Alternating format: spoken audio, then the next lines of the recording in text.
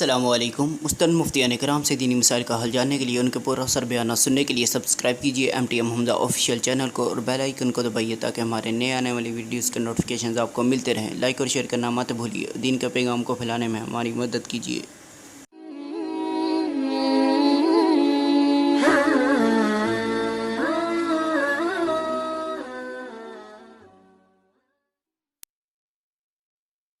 نحمدہ و نصلی علی رسولہ الکریم۔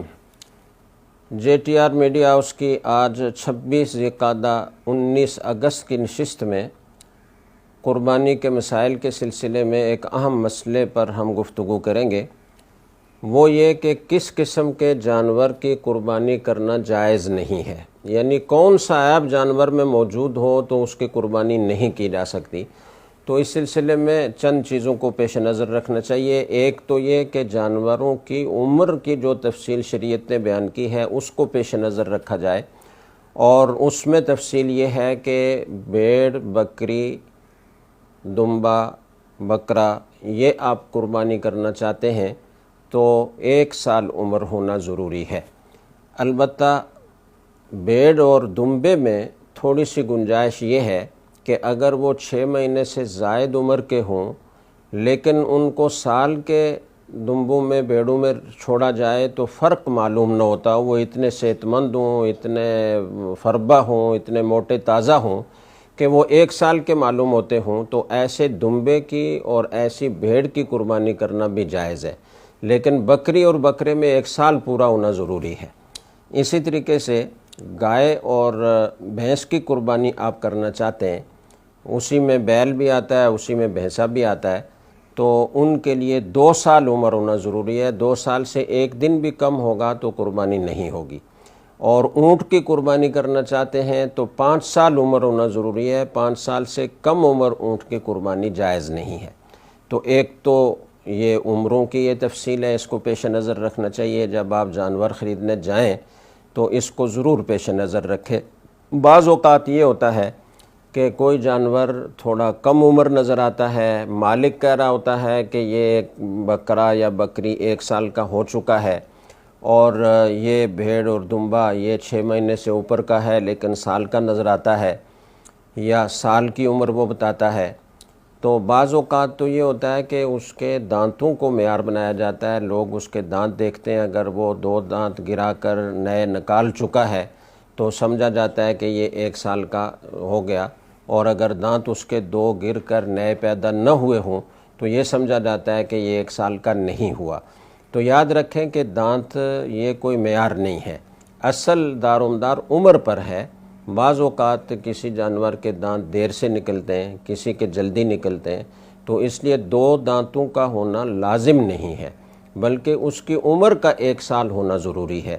تو اگر مالک یہ کہہ رہا ہے کہ یہ 1 سال کا ہے اور آپ کو ظاہر حالات سے مالک کی بات سچی معلوم ہوتی ہے، جانور بھی اتنا نظر آتا ہے کہ سال کا ہو سکتا ہے، اور جو مالک ہے جو کہہ رہا ہے کہ 1 سال اس کی عمر ہو گئی ہے، اگر اس کی بات پر آپ کو اطمینان ہو جائے، شرح صدر ہو جائے تو بس یہ کافی ہے۔ اور اگر اطمینان نہ ہو تو کسی ایک تجربہ کار آدمی کو جو جانوروں کی عمروں کا تجربہ رکھتا ہو تو اس کو دکھا کر آپ اس سے پوچھ لیں کہ یہ 1 سال کا بتا رہا ہے، 1 سال کا ہوگا یا نہیں ہوگا۔ وہ اگر آپ کو اطمینان دلا دے کہ جی یہ 1 سال کا ہوگا تو بس یہ کافی ہے، اور زیادہ اس میں تو تشویش میں نہیں پڑنا چاہیے۔ اسی طرح کا مسئلہ گائے بھینس میں اور اسی طرح کا مسئلہ اونٹ میں بھی ہے۔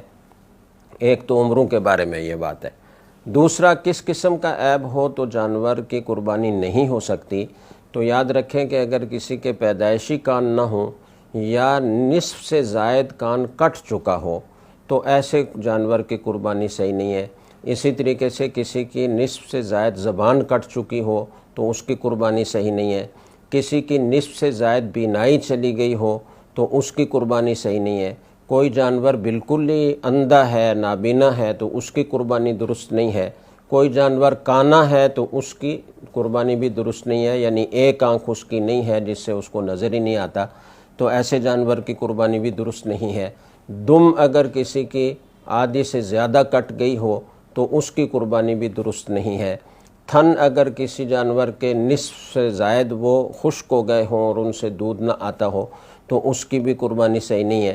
جن جانوروں کے 4 تھن ہوتے ہیں اس میں 2 تھن اگر خراب ہوں یا 2 سے زائد خراب ہوں تو اس صورت میں اس کی قربانی صحیح نہیں ہوگی، اور کسی جانور کے 2 تھن ہیں تو اس کا 1 تھن اگر بیکار ہو گیا ہو تو نصف گویا حصہ اس کا خراب ہو گیا، لہٰذا اس کی قربانی درست نہیں ہوگی۔ بعض حضرات نے نصف تک کی بھی گنجائش دی ہے۔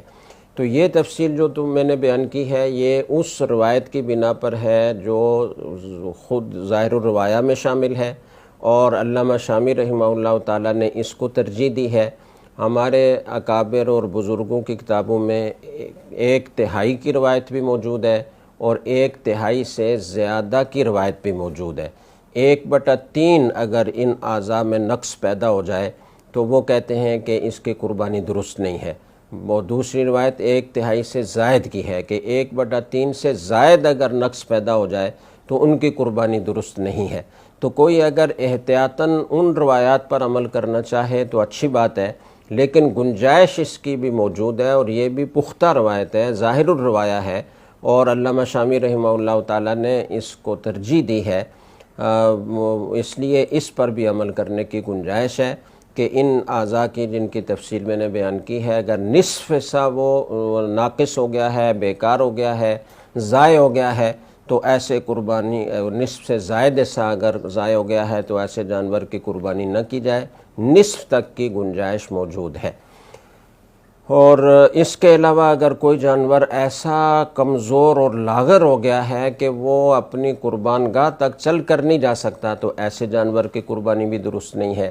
اسی طریقے سے اگر کوئی جانور لنگڑا ہو گیا ہے اور وہ اتنا لنگڑا ہو گیا ہے کہ وہ اپنا چوتھا پاؤں وہ زمین پر ٹیکتا ہی نہیں ہے، اس سے سہارا لیتا ہی نہیں ہے، تو اس کی قربانی بھی درست نہیں ہے۔ لیکن اگر اتنا زیادہ متاثر نہیں ہے اس کا پاؤں، بلکہ وہ اس پاؤں کو بھی ٹیکتا ہے اور اس سے بھی سہارا لیتا ہے، تو ایسے جانور کی قربانی کرنا درست ہے۔ اسی طریقے سے اگر جانور تو صحیح سالم خریدا تھا اور اس میں کسی قسم کا عیب نہیں تھا، لیکن پھر قربانی کرنے سے پہلے جانور گرا یا کسی بھی طریقے سے اس میں عیب پیدا ہو گیا، تو ایسے جانور کی قربانی درست ہوگی یا نہیں ہوگی؟ تو دیکھیے اس میں غنی اور فقیر کا فرق ہے۔ اگر کوئی شخص مالدار ہے، مالی وسعت رکھنے والا ہے، تو اس پر لازم ہے کہ وہ دوسرا بے عیب جانور خریدے اور اس کی قربانی کرے، اور کوئی اگر مسکین ہے، فقیر ہے اور اس کے پاس گنجائش نہیں ہے کہ وہ دوسرا جانور خرید سکے، تو وہ اسی عیب دار جانور کی قربانی کرے، اس کی قربانی درست ہو جائے گی۔